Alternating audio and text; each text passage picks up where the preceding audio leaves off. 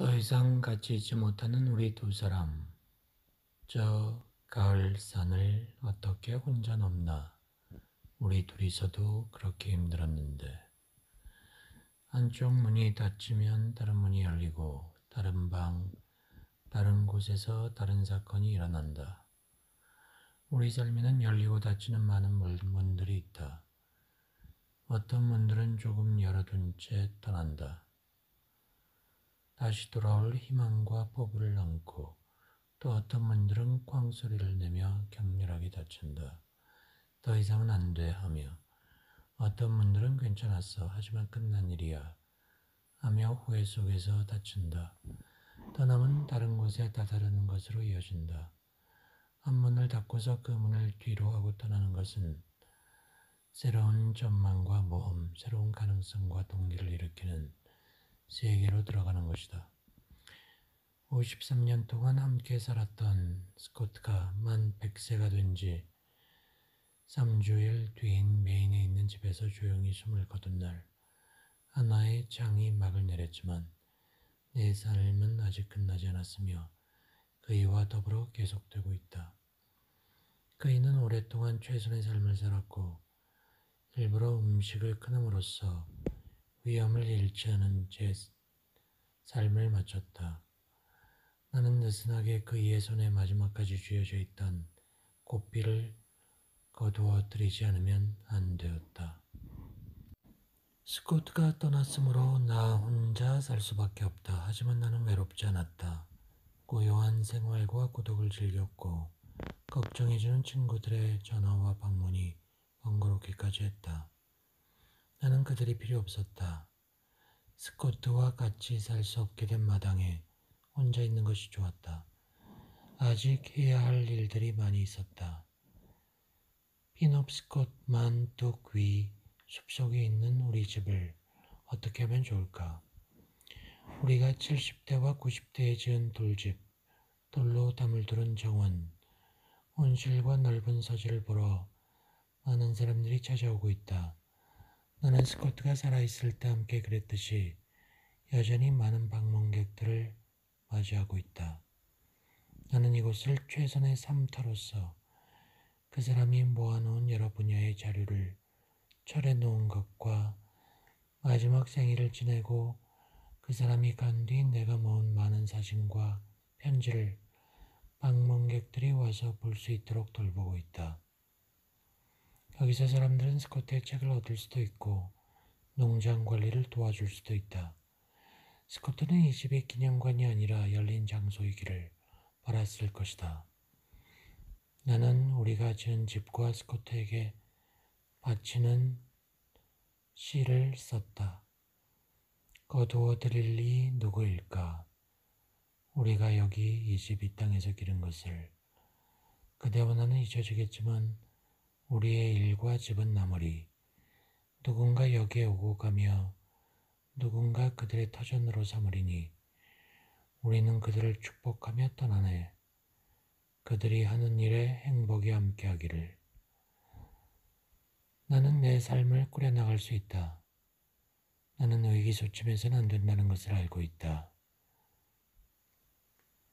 나는 스코트가 아직 여기에 있는 것처럼 살려고 했을 것이다. 그이는 우리 집에서 필요한 것이 무엇이든 만들어내는 보물창고였다.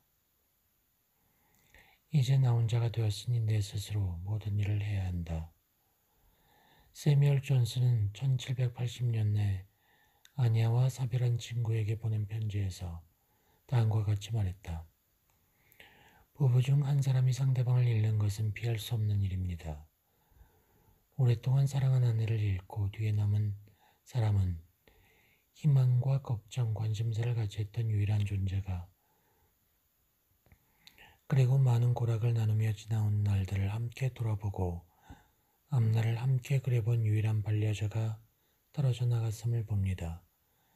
삶의 연속성이 상처받고 감정의 안정이 멈추며 외부의 자극으로 새로운 국면으로 들어갈 때까지 삶의 흐름이 중단되고 움직임이 둔해집니다. 스코트가 떠난 뒤 몇 달은 내 정신에서 축복받은 공백의 시간이었다. 친구들은 내가 규칙을 지키면서 겉으로 명랑하게 모든 일상 활동을 해나가려 했다고 말하지만 내게서 어떤 거리감과 관심이 옅어짐을 느꼈을 것이다. 내게 주어진 남은 시간 동안 물건을 정리하고 집안일, 책, 원고, 농장에 관한 일을 적절하게 결정하여 정리한 뒤 나 또한 홀로 떠날 것이다. 나는 앞으로 남은 나의 삶의 열쇠가 내 손에 쥐어져 있다는 사실을 알고 있다. 이제 나는 우리가 가기로 마음먹으면 언제라도 갈 수 있으며 평화롭고 고요한 가운데 위험을 지키며 죽을 수 있다는 것을 알고 있다. 스코트가 그랬듯이 음식 먹는 일을 멈출 수 있다. 죽음이 우리의 목적이라 한다면 음식은 우리를 육체에 매이게 하는 미끼이다. 삶과 죽음에 대한 생각은 1세기에 티아나의 아폴로니우스가 남긴 기록에서 발견된다. 겉으로 보이는 모양 말고는 어떤 것도 죽지 않는다. 본질에서 자연계로 건너가는 것은 탄생이요. 자연계에서 본질로 돌아가는 것은 죽음처럼 보일 뿐이다. 실제로 창조되거나 사멸하는 것은 없으며 다만 눈에 보이거나 안 보이게 될 뿐이다. 스코트는 언젠가 죽은 뒤의 삶의 가능성에 대한 친구의 질문에 이렇게 답을 썼다. 나는 다르게 묻고 싶네. 사람은 그가 속해 있는 우주와 계속해서 관계를 유지해 나가는가? 내가 이르게 된 결론은 삶이 본질에서 아주 다른 경험의 영역으로 옮겨간다는 것이네. 삶은 단순한 것이 아니라 복합적인 것이고 그 복합적인 것의 하나는 삶이 길거나 짧은 지속기간을 갖는 여러 조각들로 나누어진다는 것이네. 그리고 어떤 조각의 삶이든 이 땅에서 우리 삶을 이어가도록 해주는 몸의 기관보다는 영속적이라네. 우리의 삶에는 너무 많은 나가 있다. 저마다의 인격은 우리의 본체가 아니라 우리가 걸치고 있는 무엇이다. 우리 몸은 우리가 아니다. 우리 몸을 사용하고 있는 것이 우리다. 우리 생각 또한 우리가 아니다. 우리 생각에 지침을 주는 것이 우리다. 우리의 감정은 우리가 아니다. 우리의 감정을 느끼는 것이 우리다. 우리는 가치 있거나 또는 한탄할 만한 인격으로 세상을 좋게 만들기도 하고 망칠 수도 있다. 우주는 광대에서 낱낱이 인격과 맺는 관계를 초월해 있다. 살면서 우리가 할 수 있는 가장 위대한 일은 우리 자신의 작은 자아 속에서가 아니라 우리 삶이 전체와 연관되어 있음을 깨닫고 그 속에서 우리의 삶을 꾸려나가는 것이다. 도대체 나는 무엇이고 누구일까? 우리는 우리 몸을 나의 것이라고 부른다. 우리는 우리 몸속에서 살지만 몸이 곧 우리는 아니다. 우리 삶에서 확대되고 중심을 이루는 이 나는 무엇인가? 우리는 삶이라는 하나의 통일체를 이루는 부분들이다. 유일한 실체는 전체성이지만 대부분의 사람들에게 가장 중요한 것은 개체로서의 자의식이다. 몇몇 사람들만이 그 자의식에 눈을 돌리지 않거나 무관심하다. 바람직한 사람 스코트. 아주 어린 시절부터 스코트는 자기보다 가난한 사람들에게 동정을 보였다. 스코트는 초기 강연에서 이렇게 말했다. 경제학 공부를 시작하기 전부터 나는 근대 사회에 생겨난 부자와 가난한 사람들 사이에 엄청난 불평등의 충격을 받았습니다. 부자는 부와 여가 헤아릴 수 없는 기회를 누립니다. 가난한 사람들은 불행, 과로, 지저분한 환경에 짓눌립니다. 부자는 기회의 천국에 살고 있고 가난한 사람들은 불행의 지옥에 빠져 있으며 부자의 천국은 가난한 사람들의 지옥을 딛고 있습니다. 주의 깊게 검토해보니 놀라지 않을 수 없습니다. 나는 가난에 대해 더럽고 불행과 악이 존재한다고 믿고 있었지만 이런 것들이 그 지역의 모든 마을과 도시를 지배하고 있다는 것을 모르고 있었습니다. 진보의 가능성과 함께 폭넓은 기회가 마련될 수 있고 투표소에 같이 가서 10년 안의 상황을 기억할 수가 있는데도 가난한 사람들은 그 사실을 모르고 있었습니다. 펜실바니아 정미소와 공장에서 일하고 있는 아이들의 노동 상황에 대한 조사는 스코트에게 충격을 주었다. 스코트가 문제를 공론화하자 그 사람이 가르치고 있던 펜실베니아 대학의 이사이자 펜실베니아 사람인 조지 와톤 페퍼와 레버링 존스의 심기가 불편하게 되었다. 그들은 이단적 의견을 내보이며 반대파로 나선 젊은 교수를 자기들 권위에 대한 장애물로 결정하며 대학에서 내쫓았다. 스코트가 9년 동안 몸담았던 교수직에서 해직된 사건은 학계를 넘어 커다란 반향을 일으켰다. 언론, 학생회, 교수들이 들고 일어나 스코트를 옹호했다. 스코트는 아내와 두 어린 아들을 데리고 오하이오로 가서 전쟁에 먹구름이 낄 때까지 2년 동안 정치학 교수이자 예술과학대 학장으로 일했다. 제1차 세계대전이 유럽에서 시작되고 있었는데 스코트는 전쟁에 반대하는 생각을 강하게 가지고 있었다. 폭력과 무력 충돌이 생명과 사회의 부를 손상시키며 사회 변화를 가져오는 방안 가운데 가장 값비싼 대가를 치르는 것이라고 보았다. 나라가 전쟁에 휩쓸리지 않도록 하겠다고 공언한 윌슨 대통령 하에 미국이 영국 편이 되어 참전하자 스콧 여링은 톨레도의 애국자들에게 환영받지 못하는 존재가 되었다.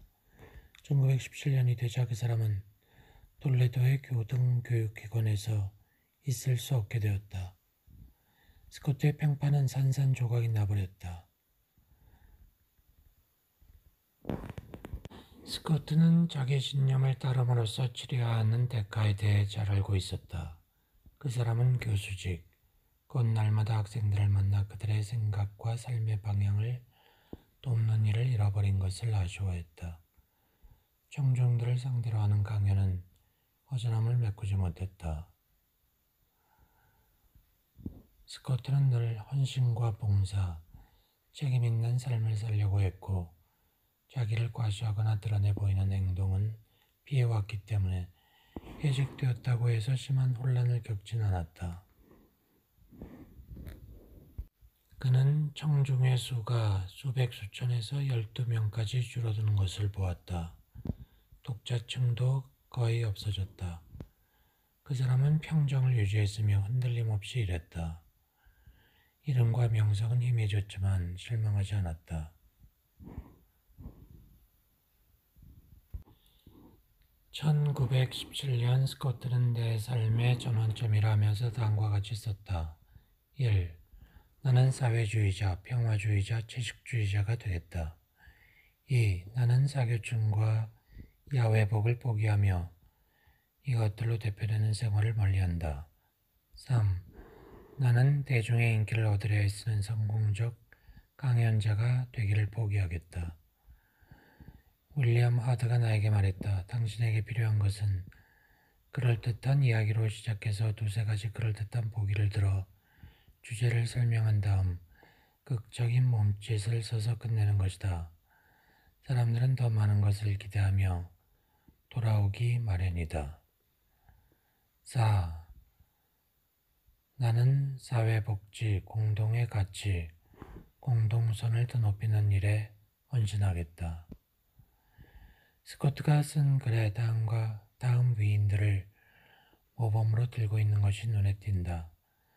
톨스토이와 자기 포기, 소크라테스와 이성의 법칙, 소로와 간소한 생활, 마르크스 엥겔스와 착취에 대한 저항, 간디와 비폭력, 부처와 모해, 빅토르 위고와 인도주의, 예수와 사회봉사, 공자와 중도, 리처드 버크와 우주의식, 월트 위트먼과 자연주의, 에드워드 벨라미와 유토피아, 올리브 슈라이너와 풍자. 스코트는 자주 로버트 루이스 스티븐슨의 다음과 같은 말을 인용했다. 희망을 가지고 여행하는 것이 목적지에 도착하는 것보다 나으며 가장 위대한 성공은 일하는 것이다. 스코트는 학교에서 떨어져 나왔다. 그 경력은 쓸모없게 되었다. 그 사람에게는 부양가족으로 아내와 아들 둘이 있었다. 1908년 초기까지 스코트는 12권의 책을 썼는데 모두 이름 있는 출판사에서 펴냈으며 공립학교 교과서로도 쓰였다. 이제 이 책들은 시장과 학교 서가에서 거두어들여졌다. 더 이상 이 책들에서 오는 인쇄 수입이 없었다. 뒤 테일러 워커즈가 신랄하게 평한 것처럼 운명, 자기 성품, 행동이 손을 잡아 그 사람을 역사의 쓰레기 더미 속에 던져 넣었다. 그이는 수련을 거친 데다가 타고난 능력으로 교수직이 적성에 잘 맞았기에 평생 교수로 지낼 수도 있으련만 제도권에서 그런 투사 같은 교육자는 설 땅에 없었다. 1917년 거대한 광기라는 책을 썼는데 여기서 스코트는 겉으로 내세우는 이상주의가 아니라 상업주의가 전쟁의 원인과 목표라고 분석했다.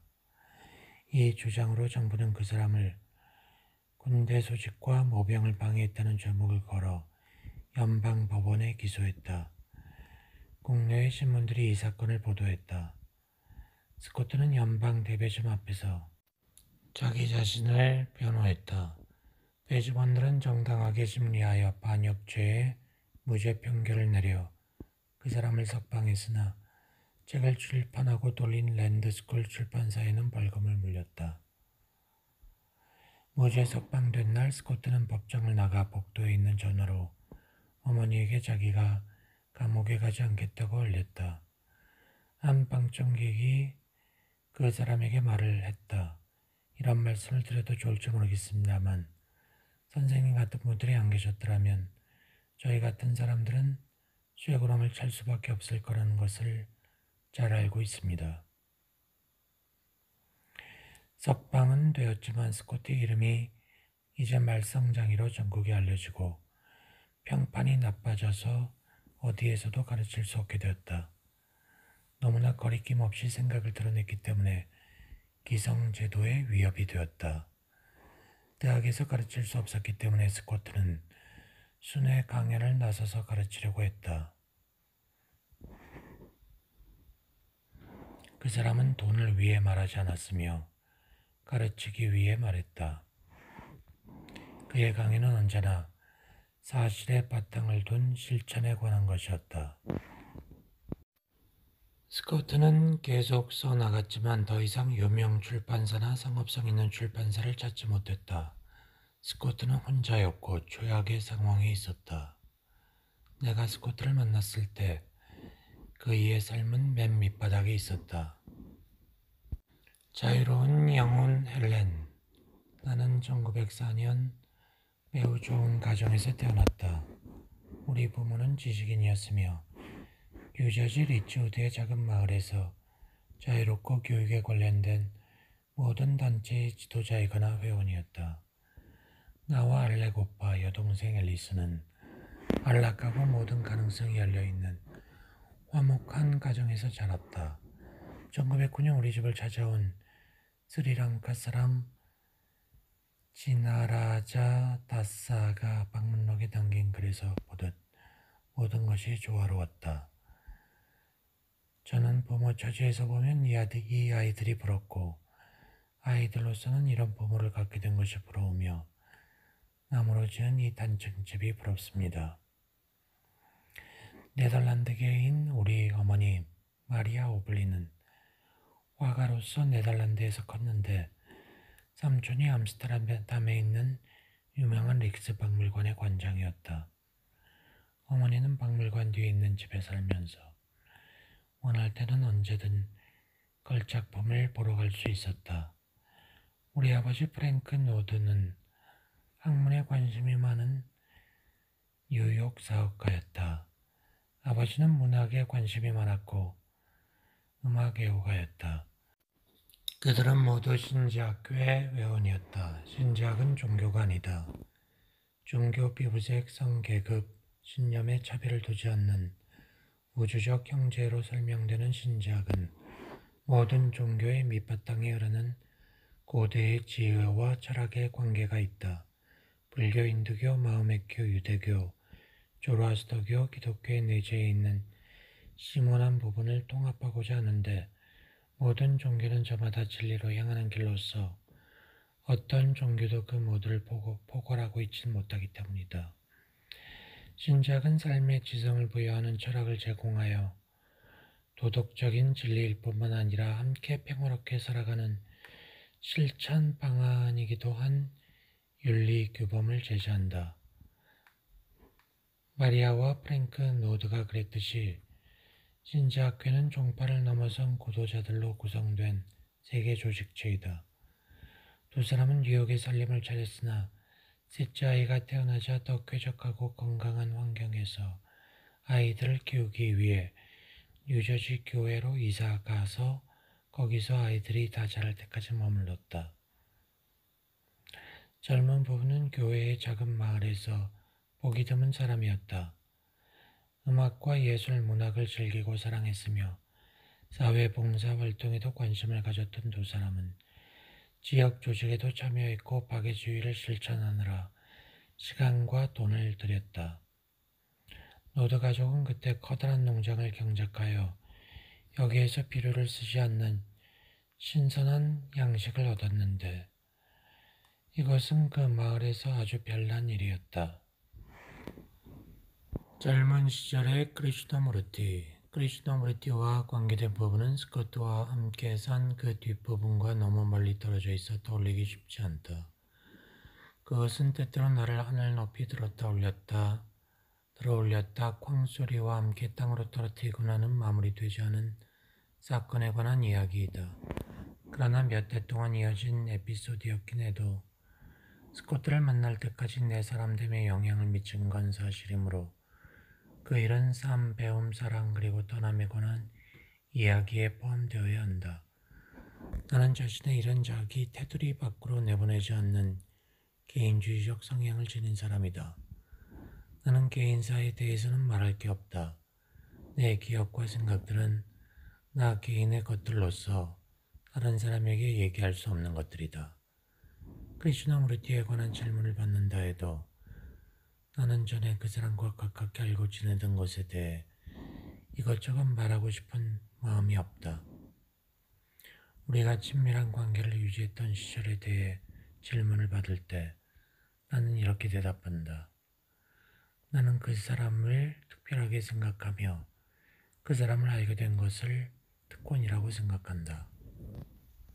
엘렌이 유럽에 있는 동안 신자학회의 매개를 통해서 크리슈나무르티와 만나게 됩니다. 그들은 몇 년 동안의 로맨스 관계를 가지게 됩니다. 그러나 그들의 로맨스는 그렇게 오래 가지 못했고 그들은 서로 맞지 않아서 헤어지는 관계가 됩니다. 엘렌은 다시 스콧 니어링을 만나게 됩니다. 덱쥐베리는 이렇게 썼다. 사랑은 서로 마주보는 데 있는 것이 아니라 함께 같은 방향을 보는 데 있다. 우리가 그랬다. 우리는 한 몸이 아니었으나 서로 보완하면서 가까이 닿아 있는 평행선 상태로 여행했다. 우리 관계는 어려움 없이 자연스럽게 넓혀진 친구로서 연인 사이가 되었지만 우리 관계에서 성은 중심 요소가 아니었다. 우리는 내 남편, 내 아내라는 말이 구속과 소유를 나타내는 것으로 보았기 때문에 거의 쓰지 않았다. 우리가 같이 한 삶, 결혼으로 이어진 생활은 성질이 서로 비슷한 두 영혼의 결합이었다. 폭넓은 관심사, 비슷한 호기심, 간소하고 건강하며 몸을 쓰는 생활 환경을 좋아하는 것 같은 모든 것이 진실한 결혼 생활을 이루는 사랑을 낳았다. 누가 나더러 유쾌한 친구 같은 사람이자 사랑하는 사람을 그리라고 한다면 바로 스코트 같은 사람을 그릴 것이다. 현명하고 경험이 풍부하고 친절하고 조용한 말이 없는 편인 그러나 질문을 받으면 친절하게 답하는 그런 사람. 나는 우리가 정말로 여러 가지 훌륭한 일을 같이 할 수 있다고 생각하며 당신도 같은 일을 원하고 있다고 느낍니다. 나는 당신이 지금 하고 있는 일이 당신 자신의 지성을 꽃피울 수 있기 때문에 기쁩니다. 많은 여성들이 그들의 연인 뒷전에서 맥없이 따라갑니다. 당신이 하고 있는 일에 당신이 독립된 관심을 가지는 것은 중요하며 아울러 우리가 공통 관심사를 가지는 것도 중요합니다. 이 기간이 당신에게 당신 자신의 지적 생활을 건설할 수 있는 기회를 줄 것이며 나는 당신이 그 기회를 활용하여 훌륭한 일을 할 수 있게 되어 기쁩니다. 내가 관심을 가지고 있는 것은 우리가 사소한 부분에서 조정해야 할 것을 조정한 다음 몇 해 동안 실제로 어떤 일을 할 수 있어야 한다는 것입니다. 이 겨울까지 나는 당신이 정말 그런 일을 하고 싶어 하는지 확신할 수 없었습니다. 사실 그 이상으로 당신이 하고 싶어 하는 다른 일들이 많을지 모르겠습니다. 하지만 나는 당신 내부에서 진실로 창조적인 모든 일의 바탕이 있기 마련인 지식과 지혜에 대한 갈망이 있음을 느꼈습니다. 그리고 나는 당신이 정말 진지한 과제를 향해 나아갈 수 있기를 바랬습니다. 그러므로 당신이 스스로의 힘으로 일에 뛰어들어 많은 것을 얻은 것처럼 보인 이번 겨울 내가 얼마나 행복했는지 상상할 수 있을 겁니다. 사랑하는 친구여, 빠르게 나아가기만 하면 얻을 것이 많습니다. 그리고 나는 당신이 바르게 나아가는 길을 알고 있다고 느낌을 가지고 있습니다. 그것은 당신이 물려받은 재산 도구의 일부입니다. 음악에 대한 당신의 느낌과 똑같은 다른 쪽 부분입니다. 또한 당신 자신의 의지로 혁신적인 운동을 향해 나아갔다는 것이 중요합니다. 내가 당신을 거기로 이끌 수는 없지만 그것은 우리가 같이 가야 하는 방향입니다. 버몬트 숲에 둥지를 들고 도시를 떠나 시골에 가서 살 가능성에 대해 처음 이야기를 꺼낸 사람은 스코트였다. 그 사람은 사회의 의무를 피하고 싶거나 피하려고도 하지 않았지만 우리 생계를 꾸려나가야 했고 우리의 빠듯한 예산으로는 도시에 사는 것이 어려웠다. 1932년 스코트는 가진 돈에 맞는 땅을 찾아보려고 버몬트 남쪽의 황량한 지대를 돌아다녔다. 부동산 값이 싼 대공황기였다. 스코트는 호주머니에 꿈의 계획표를 넣어가지고 왔다. 산자락에 버려진 도로 가까이 65에이커 8만 평 넓이의 메마른 땅 위에 있는 오래된 나무집을 발견했는데 $900를 주고 저당권 $800를 설정하면 살 수 있었다. 시골에서 사는 일은 새로운 것이었다. 넓은 장원에서 보내는 여름 휴가나 호숫가의 캠프는 익숙했지만 어쩔 수 없는 검약 생활에도 나는 적응했다. 날마다 자연과 만나며 사는 것, 발 아래 땅을 느끼는 것, 소음과 소란스러움에서 떨어져 사는 것이 만족스러운 일임을 발견했다. 나는 간소한 집에서 간단한 토속 음식으로 지내며 낡은 옷을 입고 필요 없는 소유물을 버렸다.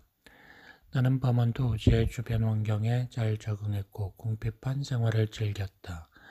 안락하고 온갖 물건들이 갖추어져 있으며 양탄자가 깔려있고 난방이 잘 돼 있는 교회의 집보다 가구도 없고 쓸쓸하고 외부와 단절된 농장이 더 좋았다. 나는 우리 삶을 지탱하는 몇 가지 안 되는 먹을거리를 즐겼다. 다른 사람들이 난로가에서 축배를 들고 있을 때 내 속에 어떤 것은 오히려 식어가는 것 같고 다른 사람들이 잔치를 벌일 때 음식을 끊고 싶은 생각이 들며 다른 사람들이 빈둥거릴 때 일하고 싶은 것이 내게 있다. 스코트처럼 내게도 금욕적이고 청교도적인 성향이 있다. 우리는 어떤 이상을 마음에 품고 있다. 스코트는 내게 삽이나 떡볶이 같은 연장을 다루는 법과 농장 가꾸기, 살림 관리, 집짓기, 돌 다루는 일 같은 기술을 가르쳐 주었다. 스코트는 이 모든 기술을 펜실베니아 시골 농장에서 살 때 할아버지한테서 배웠다고 했다. 나는 집을 짓는 법과 우리가 뱃나무로 난방용 난로에 불 피우는 법을 배웠다. 요리하는 법, 수프 만들고 감자 굽는 법, 사과 소스에 쓰일 사과를 타는 법을 배웠다. 저때 겨울에는 집 안팎에서 우리가 해야 할 일이 많았다. 그리고 봄이 왔을 때 우리는 넓은 농장에 씨를 뿌렸으며 그렇게 해서 땅에서 거둔 것으로 생활을 시작했다. 농장일은 우리가 밖에서 같이 한 첫 번째 일이었다. 우리는 집 가까이 있는 적당한 곳에 땅을 파고 농사를 지을 수 있도록 일구었다. 씨를 뿌리고 잡초를 뽑고 수확하는 법을 배웠다. 잡초를 뽑는 일은 별난 운동이 되어 실증이 나지 않았다. 잡초를 뽑아 고랑을 말끔하게 하는 일은 즐거운 일이었다. 자기 밭에서 자기 먹을 양식을 얻는 것은 놀라운 일이었다. 스코트는 이렇게 편지를 썼다. 농장에서 일항을 58군데나 팠소. 그 며칠 동안의 한 일로는 너무 잘했다는 느낌에 가슴이 벅차지 않소. 아마도 이제 처음으로 땅을 파는 일이 큰 즐거움이라는 것을 알게 되었을 거라는 생각이 듭니다. 당신이 그 교훈을 터득게 했다면 좋은 일이요. 많은 사람들이 평생 살면서 발견하지 못하는 일이요. 우리는 숲에서 같이 일했는데 나무들 사이에 있는 빈털을 개간하고 길쭉하고 죽은 나무들을 베어 겨울 땔감으로 썼다. 우리는 화학 비료를 안 쓰는 자연 그대로 유기 농사를 짓고 싶었다. 농기계를 거의 안 썼기 때문에 기술의 힘을 빌리는 일이 많지 않았으며 그 지역에서 깨끗하게 재배되고 되도록 가공하지 않은 자연 그대로의 자연식을 하려고 했다. 우리는 돈을 쓰기보다 절약하며 사는 것을 목표로 했지만 트럭의 기름값, 지방세, 몇 가지 먹을거리를 사는데 현금이 조금 필요했다. 그래서 농장에 딸린 숲에서 얻은 딸나무와 턱나무를 내다 팔려고 했으나 이웃 사람들도 모두 자기들이 쓸 나무를 충분히 갖고 있었다. 이듬해에 한때 내게 청혼했던 네덜란드 남자가 죽으면서 유산을 조금 남겼는데 그 돈으로 우리는 훌륭한 단풍나무들이 들어서 있는 이웃 농장을 샀다.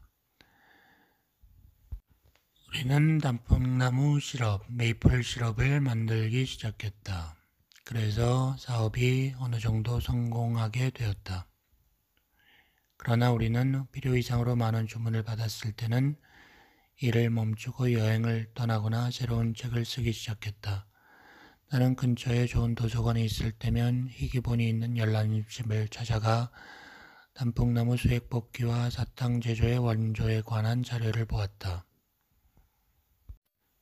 우리는 공동작업으로 메이플 슈가 북을 펴냈는데 거의 40년이 지난 지금에도 그 주제에 관한 고전이 되었다. 우리는 거기에 옛날 제조 방법을 알려주는 문헌 자료와 인용을 싣는 한편 그 일에서 터득한 우리 자신의 경험을 더했다. 우리가 애써온 삶은 땅과 그 위에 있는 모든 것들과 조화를 이루어 사는 것이다. 검소하고 만족하며 자립하는 그 삶은 우리 이마에 땀을 흘려 생계를 꾸리고 고용주나 어떤 사람에게 의존하지 않는 것이다. 우리 스스로 먹을 양식을 기르고 살 집을 지으며 필요한 나무를 베고 자신의 생활수단을 마련하는 것이다. 우리는 돈이 거의 필요 없었고 쓸 일도 없었다. 물건을 살 돈이 없으면 우리가 손수 만들거나 그냥 없이 지냈다. 우리 뜻은 우리가 먹고 자고 입고 집을 덮이는 데 필요한 것들을 바깥 세상에 도움 없이 해결하면서 읽고 쓰고 연구하고 가르치고 음악을 만들어내는 것이었다. 스코트와 나는 일체감을 얻었고 조화를 이루며 살았다. 세상과 떨어져서 나와 함께 시골에서 사는 생활에 대해 스코트가 후회를 할 법도 한데 그 사람은 인정을 받지 못했지만 자기가 할 수 있는 한 최선을 다해 세상을 위해 일했다고 느꼈다. 이제 그 사람이 알고 있는 옛 시절은 끝나고 자연과 함께하는 데서 더 큰 기쁨을 얻었고 땅과 환경을 더 좋게 할 수 있게 된 데에서 기쁨을 맛보았다. 운명은 스코트가 유명 대학에서 교직에 있는 것보다 더 큰 기회를 마련할 수 있고 또 그렇게 한 것처럼 보였다. 그 사람의 영향력이 강의실에서 가르치는 것을 넘어 더 많은 것에 미치도록 점점 커지고 있었다. 그 어느 것보다 더 큰 교실에서 배우고 가르치는 일로 그의 영역이 넓어졌다. 버몬트에서 처음 정착하던 무렵부터 우리가 어떻게 사는지 보려고 사람들이 찾아왔는데 우리는 우리 나름대로의 생활 방식을 지켜가면서 만족할 만한 농장 생활을 하고 싶어하는 다른 사람들에게 안내를 시작했다. 우리는 조화로운 우리 생활이 다른 사람들을 위한 모범이라기보다 우리 스스로 그릴 수 있는 가장 나은 삶의 방식을 찾아가는 순례의 길이라 생각했다. 우리는 모든 훌륭한 진취적인 정신과 함께 앞서가는 삶의 물결에 합류하는데 깊은 책임감을 느꼈다. 이것은 긍정하고 기여하는 삶이며 모든 행위와 나날의 삶의 목적을 갖게 하는 것이었다. 최선의 삶이란 어떤 주어진 여건에서 우리가 감당할 수 있는 최선의 일을 하는 것임을 알았다. 살아갈 수 있을 만큼 충분한 양식과 땔감이 마련되자 우리는 집 짓는 일로 관심을 돌렸다. 우리가 산 옛집과 헛간은 낡고 못쓰게 되어가고 있었다. 오두막과 딸린 건물을 손봐야 할까? 우리는 손수 돌로 거실을 지어 오두막에 덧붙이고 벽난로를 처음으로 만들었다. 그러고 나자 무언가 새로 짓는 일에 흥미와 관심을 갖게 되었다. 그래서 통나무 오두막과 새 재당소를 지었고 이어서 벽에 판자를 붙이고 넓은 창이 있는 방 3개짜리 별채 돌집을 지었다. 오두막과 별채는 친구들에게 원가로 팔았는데 우리는 그것을 좋은 경험으로 생각했다. 우리는 스코트의 연구실로 쓰려고 깊은 산 속에 돌로 된 오두막을 하나 지었다. 이때까지 우리는 처음에 산 옛 목조집을 그대로 살고 있었다. 마침내 우리는 우리가 살 튼튼한 돌집을 지을 때가 되었다고 느꼈다. 거대하고 위로 곧장 뻗어 올라간 바위벽이 있는 숲속의 한 장소가 집을 짓기에 알맞은 곳이라 느꼈다. 바위벽은 곧 거실의 뒷벽이 되었다. 가로 9자, 세로 20자의 둥근 바위가 집의 한 부분을 이룬 상태로 우리는 나무 헛간과 사탕 저장실이 딸린 방 4개짜리 2층 집을 세웠다. 우리는 돌로 지은 자구와 헛간, 손님방과 연장실 해서 6채가 넘는 건축물을 지었다. 우리 사업의 기념물이었다. 진정한 경제학자로서 스코트는 검소하게 지내고 절약하는 확고한 습성을 가지고 있었다. 당신의 수입 안에서 생활하라. 얻은 것보다 덜 쓰라. 쓴 만큼 지불하라. 이것이 스코트가 입에 담는 원칙이었다. 그 사람은 필요 없이 돈을 낭비할 수가 없었고 하려고도 하지 않았다. 자신을 위한 일일수록 그랬다. 그는 실천할 수 있는 경제를 말했고 그대로 실천했다. 덜 갖고 더 많이 존재하라. 이 말은 그 사람의 철학에 따른 것이었다. 언젠가 옷을 싸게 파는 데서 나는 그에게 어울림직한 외투를 발견하고 $100짜리를 $50로 깎았다.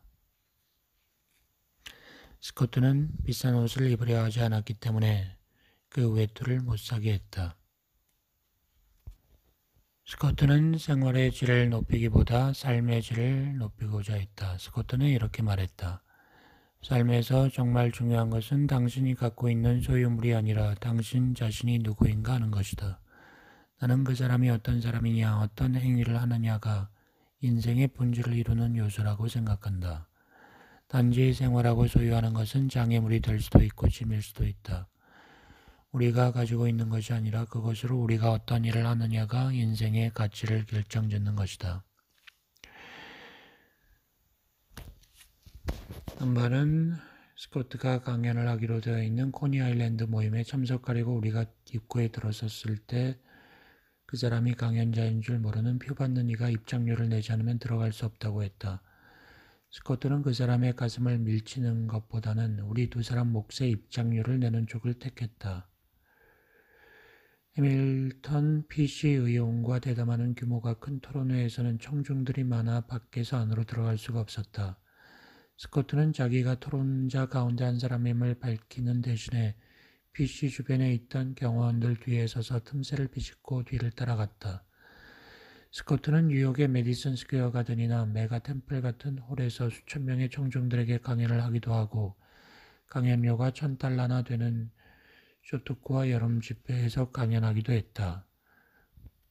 또는 입장료가 25센트인 뉴욕 노동자 회관의 작은 방에서도 강연했다. 강연료가 많든 적든 나는 돈 받고 강연하는 것을 좋아하지 않소. 나는 그렇지 않은 것을 더 좋아하오. 꼭 보수를 받아야 한다면 그 수준에 알맞은 정도의 보수를 받았으면 하오. 스코트가 말했다. 우리는 이웃들 사이에서 동관계는 최소한도로 줄이려고 했었다. 때때로 지역 사람들은 내게 바이올린 연주를 해달라는 요청을 했는데 농장 생활이 바빠 같이 연주할 사람들과 음을 맞출 시간이 많지 않았지만 언제나 기쁘게 받아들였다. 우리가 사탕즙을 받느라고 일하고 있는 봄날 가까운 버먼트의 런던데리에서 사람이 와서 본드빌에 있을 한 할머니의 장례식에서 내가 연주를 해줄 수 있는지 물어보았다. 할머니는 나는 목사 나부랭이 설교 따위는 듣고 싶지 않아. 스콧 니어링을 불러줘라고 했다는 것이다. 그래서 우리는 연장을 내려놓고 연덕을 넘어가 장례식을 도왔다. 나는 타이스의 명상곡을 연주하고 스코트는 우리가 만나본 적 없는 늙은 여자를 위해 정성을 다해 명복을 비는 말을 해주었다. 이 일이 있은 뒤 몇몇 사람들이 와서 스코트더러 이런 일을 직업으로 해보았는지 자기들을 위해서도 해줄 수 있는지 물었다. 한 사람이 말했다. 내가 죽으면 헬렌이 장례식 때 바이올린을 켜고 스코트 씨가 말씀을 하도록 해주세요. 사람들은 우리가 라디오 같은 현대식 오락기기를 멀리하는 것을 이상하게 생각했다. 스코트는 생활 속으로 라디오가 끼어드는 것을 참지 못했다.